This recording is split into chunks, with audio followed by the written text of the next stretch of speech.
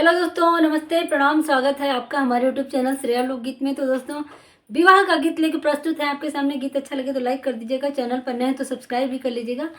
चलिए गीत शुरू करते हैं। काचे अमावा तोड़ला हो बाबा बगैचा, कैला हो सुनामा बगैचा, कैला हो सुनामा।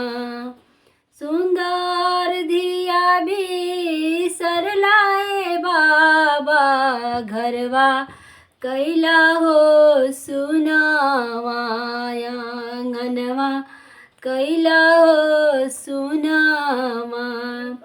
काचे अमावा तोड़ला हो बाबा बगैचा, कैला हो सुनावा बगैचा, कैला हो सुनावा।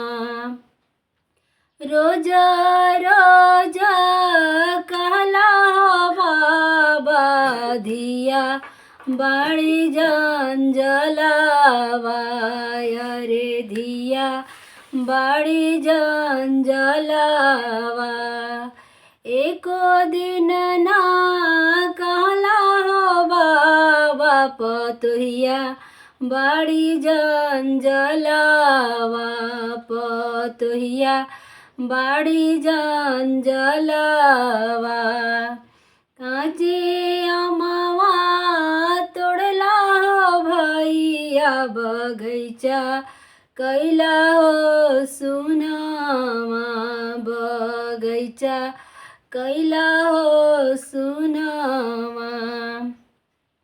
सुंदर बहिना भी आला हो भैया आंगनवा, कैला हो सुनावा अरे घरवा, कैला हो सुनावा।